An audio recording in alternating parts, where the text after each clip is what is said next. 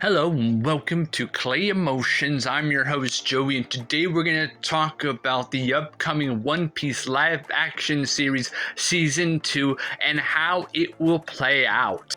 Now, considering how they did 8 episodes for the first season of the One Piece adaptation from the manga and anime, that being the East Blue Saga, I wanted to be able to see how we can connect the next 8 episodes or even 9 episodes going into the Alabasta saga coming up forward. Just like the Romance Dawn episode 1 of the live action One Piece series, we can see Logtown being the first part of the episode, and then we go into Reverse Mountain ending that episode, so it's a continuation 1-to-1. Episode 2 could be Whiskey Peaks, and it can just be one episode regarding the secret organization of Baruch Works. This will be a good introduction of a new character in Nefertiri Vivi, who is the princess of Alabasta. It is here that Nefertiri Vivi has been traveling as a spy to finding a hero worthy to save her kingdom of Alabasta, who is in a civil war. We get a fight with members of Baruch Works here in Whiskey Peaks. We get Django here, who is a member of Baruch Works instead of being a member of the Black Cat Pirates. Zoro gets hypnotized by Django, convincing Zoro that Whiskey Peak villagers are all Baruch Works agents, and this is how Luffy, seeing this, tries to stop Zoro from killing innocent people instead of how they did in the manga and anime. So we see that Zoro versus Luffy fight here. Nami is able to zap Zoro from this mind control, and then together they defeat Baruch Works along with Django. So episodes 3 and 4 would be Little Garden, where we are revealed to a prehistoric island that time has stopped from the prehistoric era, and we also see the battle between two giants, and we get the fight between number 3, who is the devil fruit user of the wax power.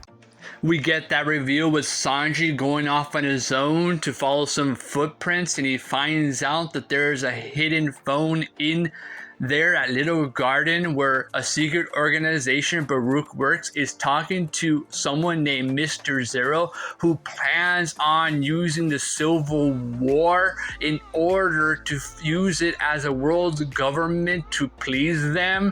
In doing so, stopping the Civil War and making it seem like Crocodile is a good leader, therefore executing the current leader, the king, the father of Vivi, and then executing Vivi, becoming the sole leader of Alabasta itself. Using this information, Sanji leaves and tells the crew about what's happening, convincing Vivi that she really does need to get back home immediately and save her kingdom. But because of the strange weather that they went through in Little Garden, Nami gets sick, and so without a proper navigator to take them all to Alabasta, they have to stop to the nearest island, Drum Island, where it's told that this island is famous for having doctors, and they're in need of a doctor in order to cure Nami.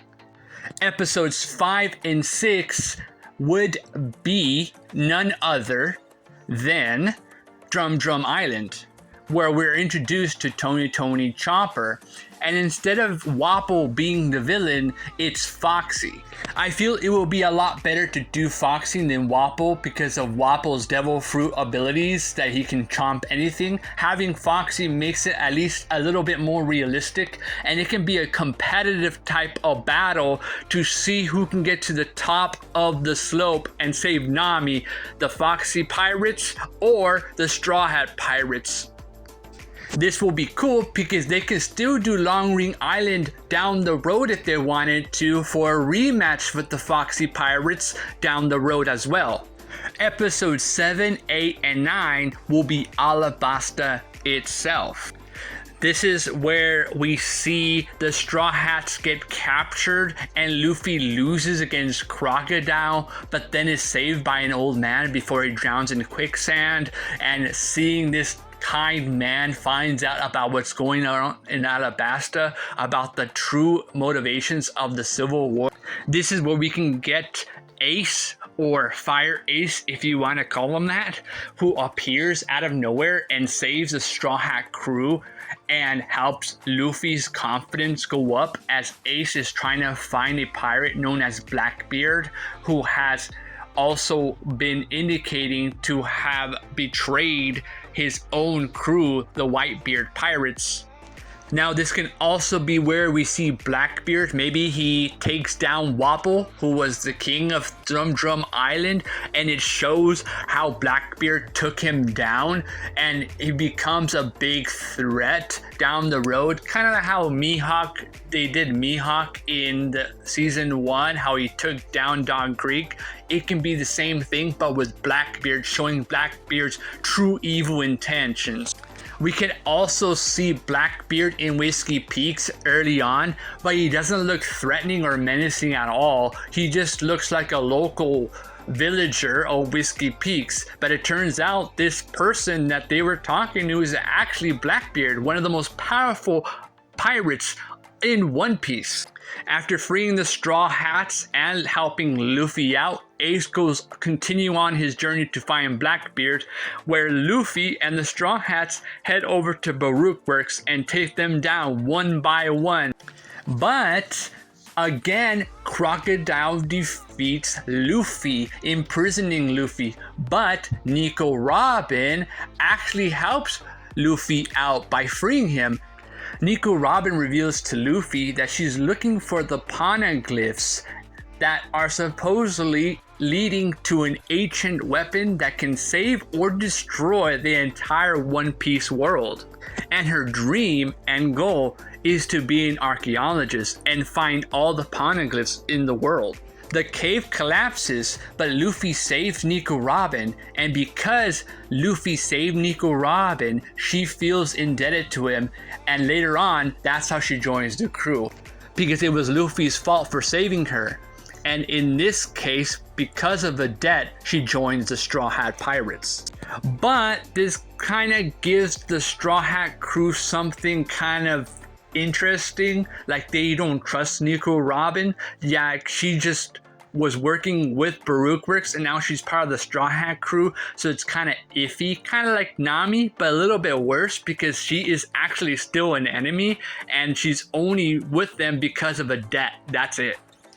But finally, in the final episode, we get the final battle between Luffy and Crocodile, and it's gonna be awesome. It's gonna be such a worthwhile fight because since the very first episode 2 where Vivi tells us about her kingdom in turmoil and in danger, this leads all up to this final battle with Luffy taking down Crocodile, saving the kingdom of Alabasta, in which he promised Vivi that he would help her save her people, her kingdom, and free them from this entire civil war, which they do.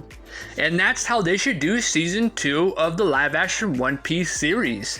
How do you guys think they should do season 2? Do you think this is a good idea the way I'm saying it? Or how would you like to see season 2 play out? Would it be chunks? Do you want to see Logtown in its full glory in like 3 episodes? Or do you want to cut it up in chunks? Or do you want to rush it and skip Logtown, go to Reverse Mountain? Do you want to skip Whiskey Peaks and just go into Little Garden? How do you think season 2 of One Piece will play out? Leave a comment below and also leave a like and subscribe to my videos, please. Thank you very much. I'll see you all next time. Bye bye.